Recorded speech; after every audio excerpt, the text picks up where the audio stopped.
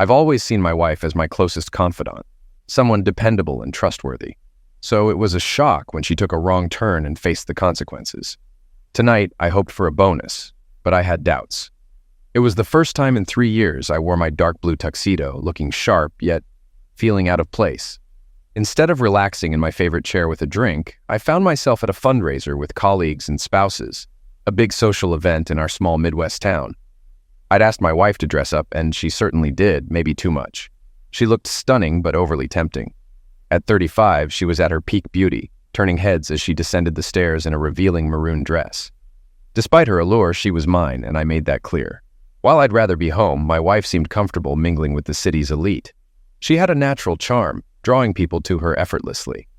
As I returned from the bar, I found her engrossed in conversation with Senator Thomas Norberto, a charming figure often compared to Tom Selleck. His presence seemed to captivate her like never before, leaving me feeling like a bystander to her infatuation. Noticing they ignored me, I stepped in, politely reminding the senator of my seat. He continued chatting with my delighted wife, so I intervened more assertively, placing drinks between them until he got the message. When he finally acknowledged my presence, he announced he'd leave to find his seat, dismissing me. Fuming, I returned to my place, calling him foolish. My wife defended him, claiming I was rude to a senator. I reminded her of our relationship boundaries, but she rolled her eyes, a move I always disliked. Avoiding a scene, I dropped the matter. Dinner passed, and the band resumed playing. I invited my wife to dance, but she refused, leaving me disappointed. While I chatted with others, I kept an eye on the senator, who eventually left for a veranda. Concerned, I found him there, arm around my wife, engaged in a serious conversation. I intervened, but someone stopped me, warning not to mess with the senator, forcing me out. "I'm warning you, that's my wife he's touching," I gritted out as I was pushed back into the ballroom. Demanding he retrieve her, I threatened a scene. He cursed quietly, turning back to the senator. Hess returned, appearing flustered, claiming ignorance. I grabbed her hand, leading her out. The ride home started in silence, but I knew it wouldn't last. She unleashed, accusing me of humiliating her. I defended my boundaries, reminding her of our marriage. "You're being possessive, crossing a line. You acted like a love-struck teen," she retorted, blushing. She remained silent, conceding my point. Our tension affected the kids, dinner becoming awkward. On Wednesday, she insisted on a serious talk, never a good sign. It ended poorly. She revealed plans to attend another fundraiser with the senator, calling it a non-date. I objected, questioning the appropriateness. She denied any wrongdoing, claiming innocence. I challenged her definition of a date, citing a double standard with her friend Angie. Her reaction confirmed my suspicions. She had issues with Angie, known for her charm. "It's completely different, you know that," she argued, claiming a date with a U.S. senator wasn't the same as a regular date. "There's a big distinction, right? Hess, you can't go out with another guy. We're married, remember?" I reminded her, emphasizing our vows. "You don't own me, Reggie, even though we're married," she retorted. "I can do what I want." "I'm not saying you're my property, but you're the mother of our kids. I don't want to break up our family," I pleaded, hoping to reach her. "You're being ridiculous," she dismissed, refusing to acknowledge the seriousness of the situation. I was shocked when Hester appeared in a stunning white gown for her date. Our kids were amazed, asking why she was dressed up. She struggled to explain, but I intervened, bluntly stating the truth. As the doorbell rang, I confronted her with a choice, him or us. She opened the door to a security guard, revealing a black limo outside. "Remember to behave for Daddy," she said before leaving. I assumed it was her, stunned momentarily before focusing on my kids who needed attention. Drowning sorrows in booze wasn't an option.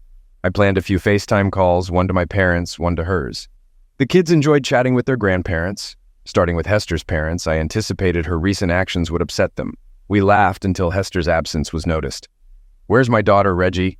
Have you hidden her?" my mother-in-law joked.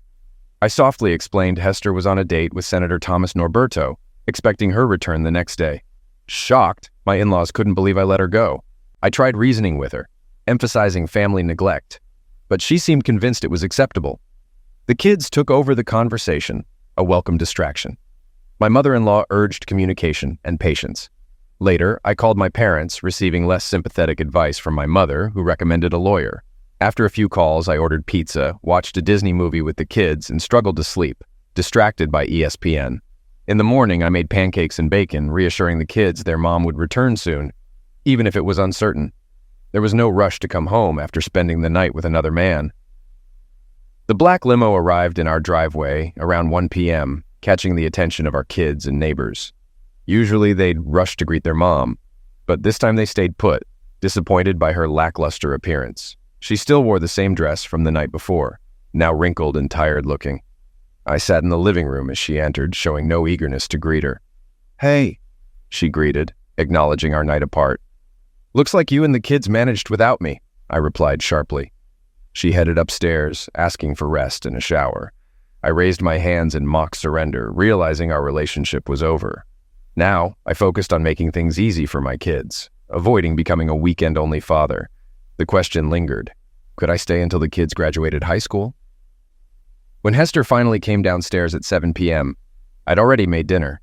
I mentioned leftovers in the fridge, receiving a faint smile. The kids sensed tension and kept their distance. Alone, Hester accused me of poisoning their minds. I denied it, highlighting the impact of her actions on them and our neighbors. "I didn't break up our family," she defended, shifting blame to me. "It's up to you.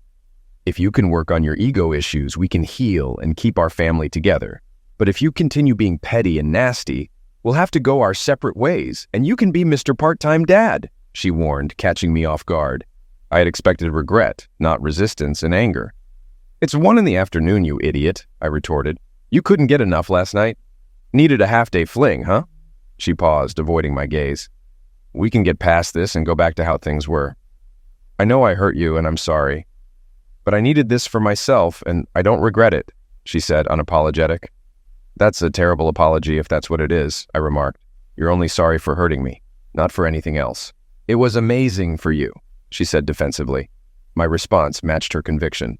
"Your actions betrayed our vows and our family." I recounted how surprised she was when I found her in our guest bedroom. "We can't move forward unless you try," she pleaded. "No, it's too late now," I clarified, locking her out of the room. I slept soundly that night, exhausted from 48 hours of tension. The next morning, I continued our Sunday brunch tradition, making Belgian waffles. "Mom looks rough, like she hasn't slept," Elise observed as we sat down to eat. "Maybe you should go out more on Friday nights," I suggested. Hess burst into tears and fled to the bedroom, leaving the children puzzled. "Did I say something wrong?" Elise innocently asked. "No, sweetheart, Mommy probably just missed the waffles," I reassured softly. Later, as I relaxed in my lazy boy watching the Cubs game, the bedroom door slammed open and a frantic Hester stormed in, ranting incoherently. "Calm down, honey. I can't understand you with all the drooling and spitting," I remarked. She sobbed, accusing me of making her seem promiscuous to her parents. "What's a Kardashian, Mommy?" Elise asked, joining the scene. I exchanged a glance with Hester, who composed herself and sent the kids to their rooms before confronting me. "Tell me," she demanded as soon as the kids were out of earshot. "I saw no reason to hide it from your parents since you were just following a senator to a fundraiser," I explained. "If they agree with me, it's not my fault. And by the way, my mom had a similar reaction, so watch out next time she's near." "No, it's not like that," she began, then stopped abruptly. "An amazing experience," I interjected. "If looks could eliminate, I'd be a stain on the chair. But it doesn't bother me much." I gestured for her to move so I could see the TV before she hurried out of the room. For the following 2 weeks, I slept in the guest room. Noticing this, I told the kids that I had a cold and didn't want their mother to catch it. I assumed Eliza had figured out my deception, but she prudently kept it to herself without saying anything. A 7-year-old child demonstrates impressive intelligence. One night, an hour after Hess had gone upstairs, I returned to our sharing bed and softly climbed into her. When the alarm went off the next morning, she snuggled up next to me. "It feels great," she muttered. "It's time to come to your senses." She attempted to touch me. I stopped her by placing my hand on her forearm and drawing her hand away. I adjusted our position so that we were facing each other on the bed. "Certain acts are best performed when you can make direct eye contact. Before I decide to sleep with you again, you will have to get tested and provide me with the results," I said softly. "You could be willing to trust Senator, but I am not." Tears welled in her eyes. She appeared to be about to say something, but then decided not to. Instead, she simply nodded. It revealed to me that she and the senator were not using protection. The scenario is growing very intriguing. Originally, I planned to stay until the kids finished high school, roughly another 14 years until Nate headed to college. My love for them made me willing to endure, but the prospect of long-term closeness absence, especially with an attractive woman under the same roof, seemed untenable. Despite concerns about my reputation, my feelings for her had dwindled over the past 2 weeks. Seeing her leave the bed with sadness no longer stirred me as it once did. My own pain prevented me from offering comfort. Who was she now? The woman I married would have understood my disapproval of her seeing someone else. Hester and I met in college, started dating 3 months later, and married within 2 years. She worked as an actuary, a job requiring precision and honesty, traits that balanced my spontaneity and humor. Despite our differences, I envisioned celebrating 50 years of marriage. Senator Thomas Norberto unexpectedly became a part of our lives. 10 days after returning to our shared bed, Hester handed me an envelope as I came home from work. Inside was her clear bill of health. "Hope you're satisfied," she coldly whispered. "You have no idea how humiliating this was. I may never face Dr. Sanjay again." "Not my fault, baby," I replied plainly. "Stay faithful, and you won't be embarrassed." She hissed softly but couldn't retort. As she walked away, I pressed on. "How often has Senator contacted you?" She began, but I silenced her with a gesture. With a grimace, she handed over her phone. I found texts and calls from him, but no evidence of further meetings. "Damn it," I exclaimed. "We're on thin ice." "Agreed," she returned seriously, pocketing her phone and heading to the kitchen. That night, she showed me affection in bed, and instinct took over. I didn't have feelings for her, I just fulfilled my needs. I knew she tried to win me back, but I was preoccupied. Hester's abrupt return home sparked neighborhood gossip. Sympathetic looks from men and smirks from women hinted at rumors. One evening, Eliza approached me asking about a women's club. I kept my composure, explaining Mommy's mistake and reassuring her. I hugged her, concealing my emotions, knowing this moment would haunt me forever. A feeling of normality gradually returned to our household, at least as far as I could see. Yet, it was a different kind of normalcy. Whether Hesse admitted it or not, things would never revert to how they were before that day. I couldn't fully trust her again, nor could I forgive or forget the profound disrespect she had shown me and our family. Love. To borrow from Tina Turner, what does love have to do with any of this? 6 months later, he seemed to grasp something or find the courage to speak up. Following that evening, which she instigated, I turned away from her to sleep, as had become customary since then. Before she said anything, I could hear her crying. "Reggie? Reggie, can we talk?" "What's up?" she asked meekly. "Sure," I sighed. "Could you please turn around?" Her tone conveyed clear irritation as she inquired. I sighed again, trying to mask her frustration. Then I turned to meet her gaze. She kept glancing at my eyes. "Do you realize how long it's been since we were close? Say it." "I did say it," I insisted. "You had the courage to do it, have the bravery to admit it. We haven't been close since I went on a date." "I noticed," she said. "You satisfy me physically, then sleep. You ensure I'm happy, but it feels purely physical. And you haven't hugged me since. I miss that. Closeness, you can't even say those words." "Baby," I replied. "Your date? You cheated on me with him. Admit it, I'm not stupid." "You go on a date and don't come back until the next day. You make it seem cheap and disgusting," she protested. "Yes, we were lovemaking on Saturday night, and it was great. He was gentle and caring, just like you. Really, it was an unforgettable experience. That's why we're not making love anymore." "Yes, don't you see? You gave him something that, as you promised, was exclusively mine. And you enjoyed everything. It was unforgettable, as you said." "Come on, Reg. It was only one night." 2 days. From a statistical standpoint, this is little compared to the hundreds of days we'll spend married. "We can forget it, Reg, if you're willing to try," she pleaded. "Thanks for the math lesson, but I've never seen our marriage as a math problem. Would you feel the same if I did it with Mary Jo Young? Mary Jo Young, a divorced blonde with a nice figure, lives close by. Almost every woman on our street watches her closely with her husband." "Wait, are you suggesting you want Mary Jo? No way," she exclaimed. "Listen to your inner voice." "I never said I wanted Mary Jo. That was you. I was just wondering how you'd react if I did," I clarified. She looked puzzled until it clicked. Then her expression turned angry. "I can read between the lines. No need for words," I replied smugly. She avoided eye contact. "Do you realize, because of what happened, the other girls in the neighborhood bullied Eliza? They overheard their mothers calling you names. It wasn't pleasant, I informed her. Her anger shifted to disbelief at the news. Eliza never mentioned it. She took a breath, processing. I'm truly sorry. Sorry isn't enough. You call the night unforgettable. It was unforgettable, but for betrayal, I declared. With that, I turned away and went to bed, unaware of her next move. Credit is due to Hester. Over the next few months, she committed herself to being an exceptional mother. Traditionally, I had been the primary caregiver for our children. But suddenly, Hester took on her share of responsibilities, driving the kids to their various activities and offering them warm support. It made me wonder if she had finally realized that prioritizing our family over her own desires was essential to keeping us together. What a revelation. The children seemed to appreciate the extra attention, but once again, my daughter demonstrated her remarkable perceptiveness beyond her 8 years. Mom is really trying, Daddy, she said to me one day. I hope she gets a proper apology for whatever she did wrong. I tried to respond with a genuine smile, acknowledging her keen awareness of the world around her. Everything appeared normal in the Wilkerson household. I worked diligently to maintain appearances. As for Hester, she seemed eager to make tremendous efforts, not only to uphold appearances, but also to regain my favor. We were two individuals sharing a roof and enjoying certain benefits. Despite her strong desire for normalcy, she expected me to give in eventually. Somewhere within me, remnants of my affection for her remained. However, I couldn't erase 9 years of having her as the focal point of my life. She made things harder for herself by maintaining communication with Senator Prick.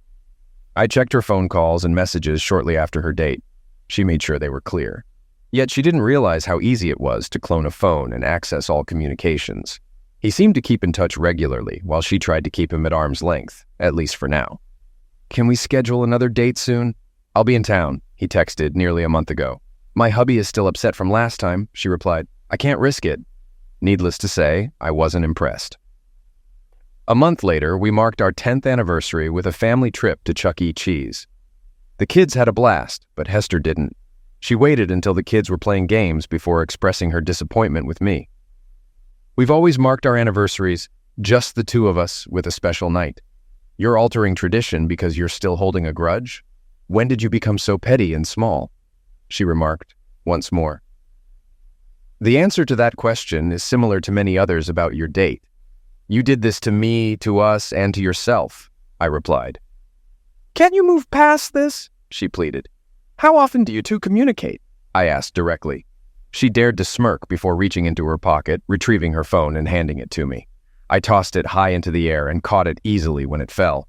I understand you've been disloyal, but I also acknowledge your intelligence. I bet there's no evidence of your affair on that phone. Not since I confiscated it the first time. However, there are records of past texts and calls that you may not have initiated, but I've never heard you explicitly reject the person. Why is that? Her cheeks flushed as she looked away. Yes, I knew that was a rhetorical question, I muttered. Amidst this turmoil, my career and my children provided stability. Though my colleagues often remarked that I looked like I needed a good night's sleep or even 6, I was convinced I was developing an ulcer. My hard drinks consumption had increased, and sleep was elusive. There were nights when I lay awake for hours, staring at my wife, wondering what went wrong. She insisted on loving me, justifying her actions as separate from our relationship. She felt entitled to her night out with Senator Prick and showed no guilt for her behavior, only regret for the injury she caused me. I waited for the other shoe to drop. Surprisingly, my mother-in-law became a source of strength during this challenging time. She repeatedly expressed regret for her daughter's actions. We apologize, Reggie. We didn't raise her to be this selfish, but I really hope you can find a way to move past this. During one of her calls to check on me, she said, I know what you're doing for the children. As I headed to the kitchen, I grabbed another cooler of beer to take outside. We were having our usual monthly summer picnic in the neighborhood. Outside, we had 2 grills going, offering a variety of hot and cold dishes, fruits, desserts, and drinks. The weather was perfect, sunny, and 80 degrees Fahrenheit with hardly a breeze. The gathering had started a few hours ago and was expected to continue for another 5 or 6. These gatherings were always enjoyable for both kids and adults alike. As I moved through the house, I heard female voices from our home office, typically off limits to non-family. I intended to redirect them to the family room or living area. While most activity happened outside, Sometimes someone sought refuge indoors for AC or quiet talks. However, this particular space posed a problem. Yeah, when Reggie takes charge, I can't help but think of him. He's assertive, driven, and focused on his goals. Sometimes I can't shake the memory of that night. It's something I'll cherish forever, Hester declared to her companion as I approached the room. I halted in my tracks, my legs weakening, almost stumbling. Damn, how many people know I'm being betrayed? I heard laughter. Apparently there were 3 of them inside. I missed the rest of the conversation as I fought the urge to vomit. I was relieved to reach the restroom before getting sick, emptying everything from the night before, breakfast, and lunch. After tidying up, I brought the cooler of beer outside and gave 2 bottles to the guys manning the grills.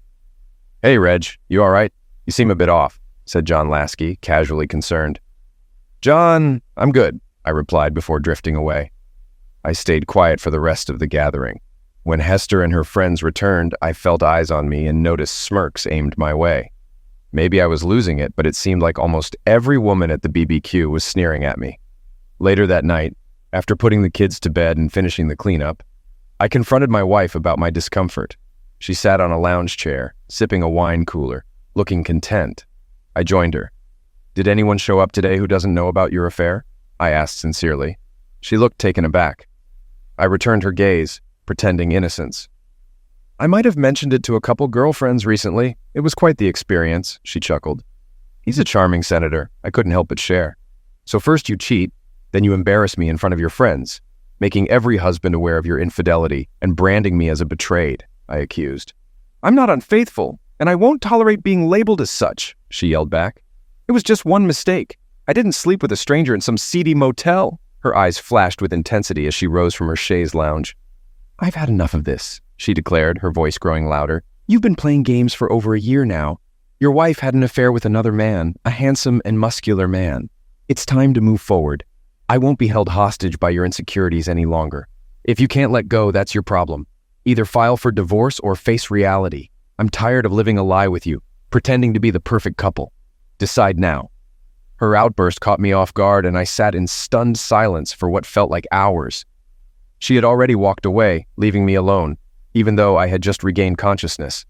I'm naturally reserved and slow to react, which some, including my wife, interpret as weakness. I seldom panic or act hastily.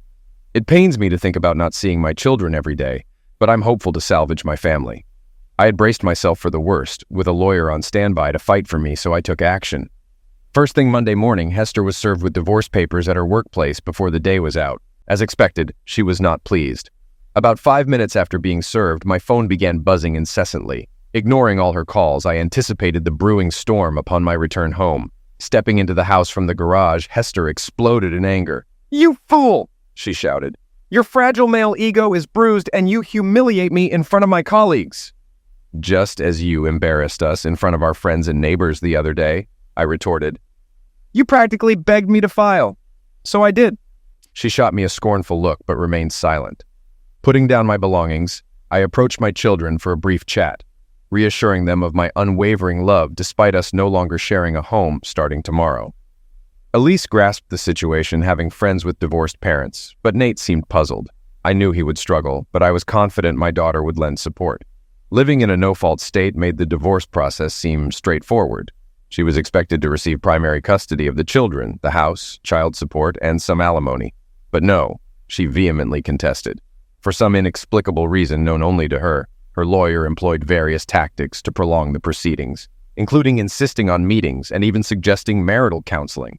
What's the deal? Have your actions spoken louder than your words? You say you love me, yet you've caused so much turmoil. And then you have the nerve to tell your friends he's the best you've ever had. Why would I want to remain in this marriage if all I get is aggravation? I love my kids, but if I stay with you, they'll only remember an embittered man, I expressed in one session. But I love you, Reg. Are you fixated on one incident? Yes, he was exceptional, but it was a one-time mistake. Please forgive me, she pleaded.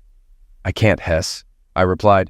You broke our vows and belittled their importance. I can't overlook that. You made promises to me. I hadn't planned to do this. Truly, I hadn't, but everyone has a breaking point. The beauty of a two-party political system lies in its contrast. Regardless of how you spin it, Senator Prick belonged to one side. meaning the opposing party would welcome anything that tarnished his reputation over a year ago. After Hester's affair, I devised a backup plan. I sought the help of a well-connected lawyer in our city to approach the chairman of the opposing political party, who was eager for anything that could damage the senator's chances of re-election and White House aspirations. Despite promising a hefty monetary reward, they eagerly awaited the information. He had to agree that the evidence would only be revealed if the possessor requested it. Every month, my lawyer kept me informed about the chairman's persistent requests. This month, we were ready to fulfill the chairman's demands. The meeting, my first involvement, was set in my lawyer's office. After introductions, I took out a sealed plastic bag from my briefcase and placed it on the conference table. The chairman's surprise was evident upon seeing the bag's contents. "Dear God," he muttered. "Is that what I think it is?" "If you suspect it's evidence that could end Senator Prick's career," I replied, "then yes." They regarded the bag as if it held precious gold bars. He refrained from touching it, instead continuing to stare in amazement. "That arrogant woman returned home and went upstairs for a shower," I recounted. "Since she handles the laundry, she probably assumed I wouldn't go through the basket." I waited until I heard the water running before entering the bathroom and finding the underwear at the bottom of the hamper. Everyone these days is familiar with DNA from television. I'm confident that when you test these, you'll find two distinct sets. Also, here's her toothbrush for DNA comparisons. I assume you'll obtain the senator's sample for matching, unless you already have it, I said, giving the chairman a stern look. He reddened and glanced away, just as I anticipated. I knew he grasped all the complexities of the case, so there was no need to reiterate them. However, I sensed his unspoken question in his expression. Why? Because she lacks the intelligence to realize she shouldn't cross me. She betrayed me, yet she arrogantly assumes I'll eventually forgive her. Now she's flaunting it in front of me. To hell with her and the senators she associates with, I declared. Your career is finished, Thomas. Damn you, Norberto, you foolish woman. How on earth could your weak husband obtain evidence of our weekend together? I suspected he was aware, but there was evidence. How Norberto raged at Hester on the phone a week after my meeting with the chairman, I do not know. I have no clue what you're talking about, she faltered. The phone call caught me off guard. I used to clone hers. I essentially admitted to her that I had tapped her phone some months ago and that they hadn't been communicating through that means, if at all. What did you do wrong? She asked when I returned her call 90 minutes later. I understood what she meant, but I was feeling vengeful, or so I thought. I just ordered a pepperoni pizza with garlic bread. Why do you care what I eat? Wait, how do you know what I eat? She snapped at me. From past encounters, I could tell she despised my foolish actions. While she may have seemed to view me as feeble, she knew better. Well, I guess being right about one thing out of two wasn't too bad. I'm not sure how you managed it, but it seems you got back at Senator Norberto in some way. He threatened to rough me up for something you did, though he wouldn't say what. Thanks, by the way, my parents are livid. Yours are too. Elise has been avoiding me, and you can't seem to grasp that what Thomas and I did was unrelated to our relationship. Yes, about that, I started. Senator Norberto, who was seemingly assured of retaining his seat, suddenly dropped out of the Senate race 8 months before the election, citing significant mental fatigue. With everything else going on in my life, seeking female companionship was the least of my concerns. I hadn't looked at a woman in an appealing way for months until my daughter brought it up. Daddy, when do you plan to start seeing other women? Elise asked casually. My children joined me for the second weekend. Linda's mom really wants to go out with you. I was stunned. My jaw must have dropped. Lost in the chaos of divorce, I hadn't thought much about my future beyond taking care of my kids. Every other weekend and a few weeks during the summer, Linda's mom brought it up. And you're okay with that? I asked, surprised. Well, she didn't directly tell me, Dad. Elise revealed she overheard her talking with Annie's mom, but yeah, I'd be fine with it. Dad, I don't want you to be alone, but please, not Marcy's mom. None of us kids liked her. Kids pick up on things, Dad. Linda's mom had been divorced from her for about 5 years. I had a terrible husband. She was a charming, lively blonde with curves who still carried the spirited vibe of her old cheerleading days. I had never considered she might be interested in me. When you're married, you don't think about other women's possibilities. At least I didn't. Was I naive? Elise was quietly keeping an eye on me. It's okay, Dad. I'm almost 9. I understand about divorce and all. Nate and I will be fine. Just take care of yourself. It seemed like I was back in the dating scene. Linda's mom, Julie, became my first date after re-entering the dating pool, and it felt nice, though somewhat obligatory. I explained to her that emotionally, I wasn't ready for anything serious yet, considering my recent return to dating. She responded with a comforting smile, telling me I didn't owe an explanation to every person I dated. Julie offered valuable advice, almost like a crash course on navigating life with divorced parents. She also mentioned that I would catch the eye of other divorced moms among my children's friends, given my reputation as a good father with a successful career and, well, not unattractive. She blushed a bit when she mentioned the last part. I went on to date Julie and a few other divorced mothers. Sometimes I hardly thought about my ex-wife, Hester, or our past marriage. While I admitted to feeling lonely at times, it wasn't enough to consider reconciling with her. I refused to entertain the idea of her betraying me again. Hester, however, quickly dismissed her affair as a foolish mistake, promising never to repeat it. A foolish mistake? I scoffed. It was poor judgment, a lack of respect, and ultimately selfishness. You prioritized an affair with the senator over your family's well-being? Her mouth opened and closed twice. I sensed her desire to respond, but she remained speechless. I half expected her to persist, despite the fact that she couldn't justify her actions, especially now that contacting the senator seemed pointless. One Saturday during dinner while the kids and I were visiting, my ex-mother-in-law informed me that he had asked her never to contact him again. He seemed to think you played a role in his decision to withdraw from the Senate election and that she didn't intervene enough, she recounted. I raised an eyebrow and continued eating quietly, opting not to comment. A few months later, some guys from work suggested going to a new upscale bar with a dance floor. When I was married, I avoided Thursday evening outings like the plague, but now that I'm single, I find myself going out regularly.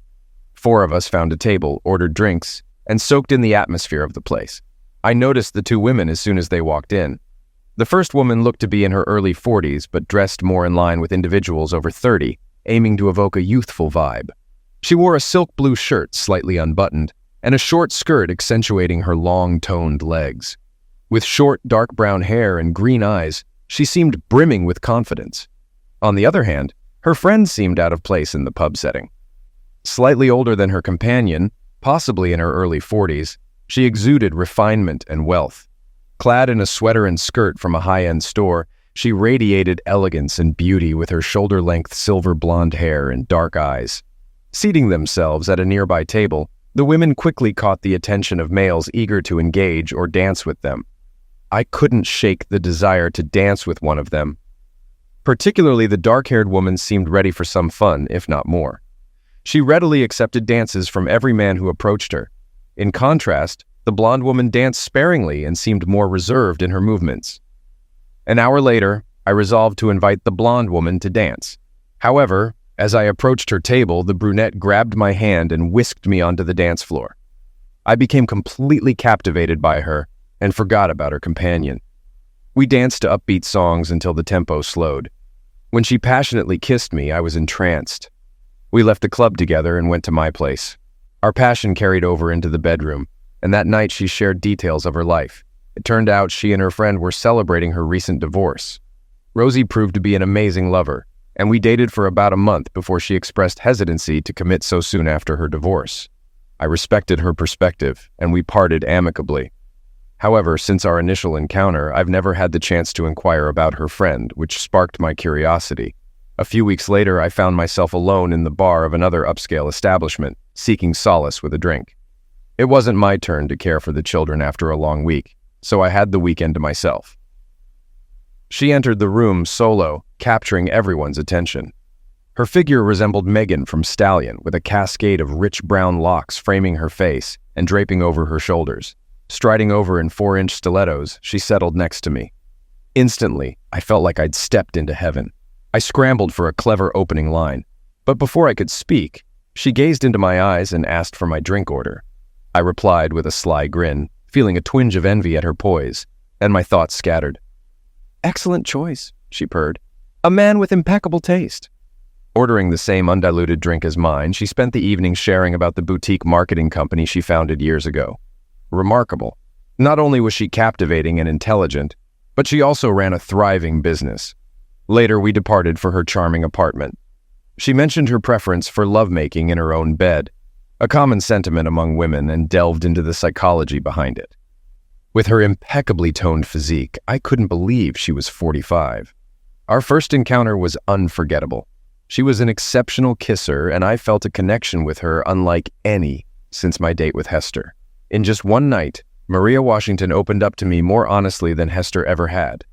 During our 9-year marriage, Maria confessed her dedication to her career and lack of desire for children, preferring casual relationships with various men. Despite developing genuine feelings for her, knowing a traditional relationship wasn't an option, I agreed to be friends with benefits for the next year. We met monthly until Marielle unexpectedly fell in love with a much younger man. "You're one lucky guy," my ex-mother-in-law would occasionally call me. Despite the divorce, we remained close, bound by mutual understanding and our grandchildren. I still referred to them as Mom and Dad. "Could I ask you a favor, Reg?" she inquired cautiously. "Of course, as long as it doesn't involve your daughter," I replied. It was a matter of courtesy to take my mother-in-law's request to bring her personal assistant to their upcoming company Christmas party seriously. She's a good-hearted person, Reg. She went through a divorce a few years ago from an abusive cheater, and I don't think she's dated anyone since. She was hurt, Reg, and she needs a decent guy to show her that not all men are scoundrels. And I think you're a decent guy, my ex-mother-in-law explained. Isn't it odd when your former mother-in-law tries to set you up on a date? Just one thing, Mom, I interjected. Please tell me she's not boring. Mom caught on to the humor and chuckled. I think you'll be pleasantly surprised, Reggie. You might even let us keep the kids for a night or two, she teased. Mom was spot on. I was pleasantly surprised. Cheryl, or Sherilyn as she preferred, was a delightful bundle of charm with a well-proportioned figure. She was warm without being overly effusive, and she had a delightful habit of wrinkling her nose and squinting her green eyes when she was amused. Equally important, she had a genuinely great personality. I made a point of sticking close to Sherilyn throughout the evening, giving her my full attention, much like I would have with my ex-wife. Sherilyn seemed appreciative of the gesture. While she engaged in conversation, she tended to defer to others, which I suppose was understandable given her upbringing. We sat with my in-laws at a table. Mom was as graceful as ever, while Dad was more reserved. At first I understood his demeanor, but he grew more open as the evening progressed. I surprised Jerry with my dancing skills, which I had honed to please my ex-wife, Hester, who loved to dance. Sherilyn also demonstrated proficiency, especially in faster dances. And she complimented me perfectly in slow dances, as if we had been dancing together for years. I savored the feeling of her body against mine as I escorted Sherilyn to the door. She gave me a gentle kiss on the lips and handed me her phone number. I realized I owed my in-laws more time with their grandchildren. After 3 days, I called Sherilyn to ask her out. She agreed to a date the following Friday at one of the city's finest Italian restaurants, followed by an art exhibit at a nearby gallery.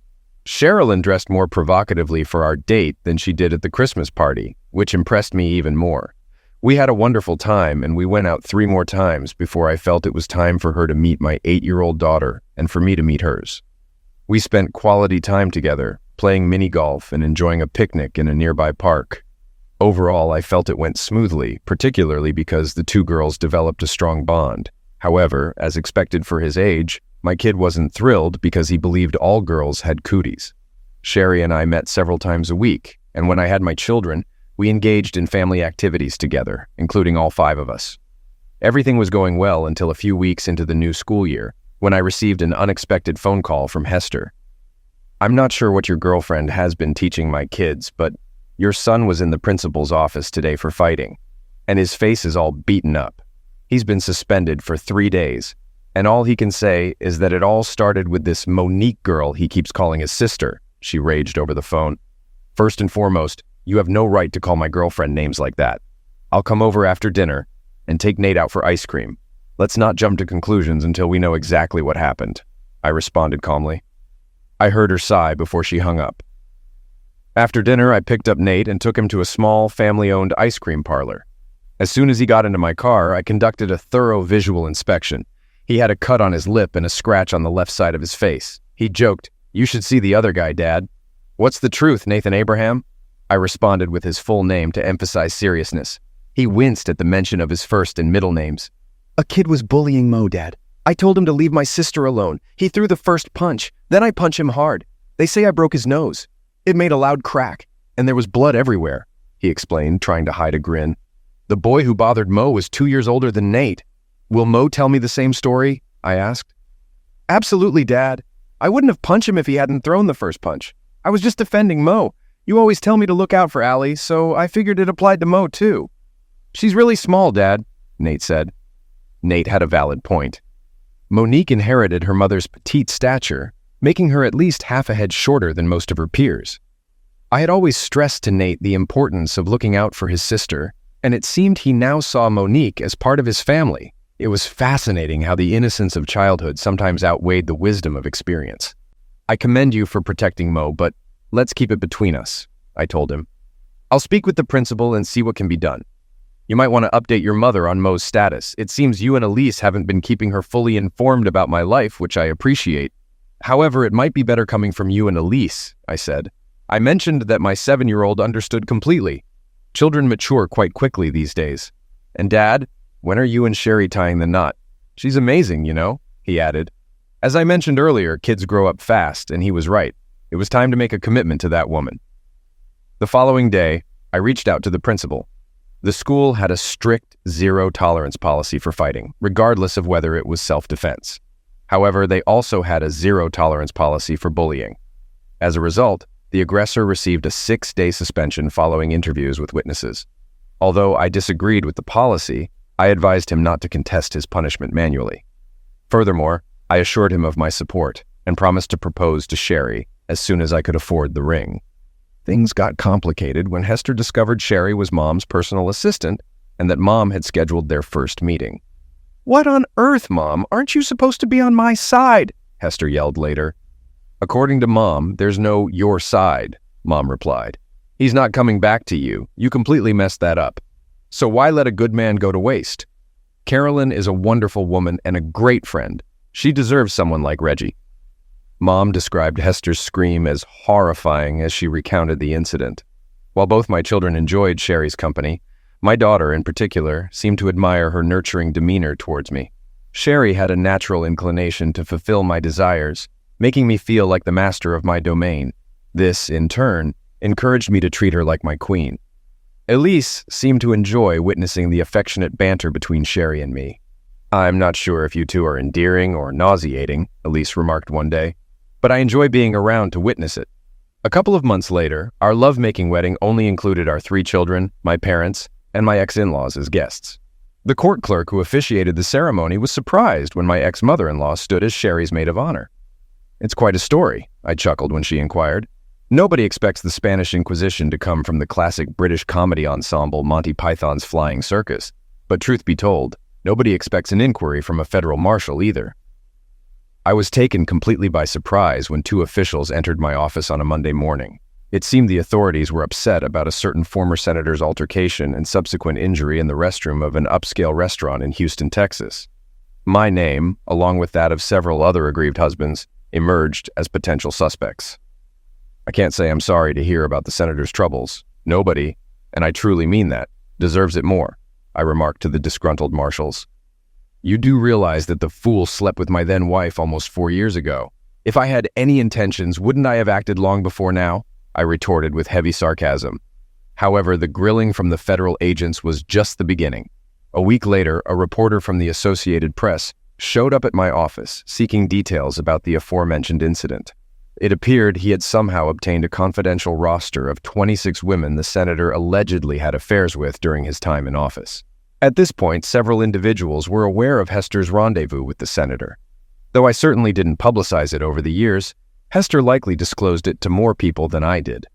As she took pride in her achievement, however, I couldn't help but wonder about her level of pride when news of the senator's misconduct emerged, implicating her as one of his lovers. "Why did you disclose that to him?" she practically yelled at me over the phone. "I didn't. He informed me that your name was on the senator's roster. All I did was confirm the accuracy of your inclusion on the list. I wasn't going to fabricate to spare you from embarrassment." "Promiscuous. I am not promiscuous," she screamed at me before I ended the call. I must confess I chuckled. I also entertained the thought of taking an extended vacation out of town when the news article broke. She messed up, literally. And yet I was going to suffer an embarrassing fallout as well. Cherry talked me out of that notion. Don't engage in any confrontation. Stick to the truth. She cheated on you, divorced her. Move on, Cherry advised. Unfortunately, my children were going to endure verbal bullying for the remainder of their school years. We would be addressing the fact that their mother was a self-centered cheater for years to come. I also sympathized greatly with my ex-in-laws, who had become close friends of ours. After the article came out, we invited them to stay with us in the house we had purchased for a couple of weeks. During that time, they mostly stayed indoors and avoided answering their phones. I adore my daughter. You grasp the parental emotions, but I'm deeply ashamed that she thought it acceptable to engage in promiscuous behavior, Dad confessed. No father wants his daughter to be perceived in that manner. As time elapsed, the scandal dissipated, and life resumed its usual course. Gradually, my children began spending more time with Cherry, Mo, and me at our house. It wasn't formal, but our home naturally evolved into the neighborhood kids' gathering spot. Initially, Hester objected, but I believe things smoothed over. Furthermore, I ensured Elise and Nate maintained open communication with Hester to prevent her from accusing me of alienating her children again. Mom and Dad's frequent visits helped alleviate tensions. When the kids were with me, we seldom discussed Hester. Although she remained their mother, she became an ex in my life. They also refrained from mentioning her out of respect for Sherry, whom they now referred to as Mom. Initially, I sensed discomfort from Hester's parents when the kids started calling Cherry Mom, but that soon faded as they had been close to Cherry even before our marriage. Amidst the upheaval in my life and my family's, I paid scant attention to Hester's affairs. I knew she occasionally dated based on the kids' remarks, but I was startled when Elise announced one afternoon that her mother was engaged. A wave of sadness engulfed me for what might have been. Then, I felt a comforting embrace envelop me, and my sorrow swiftly transformed into joy for what I now possessed.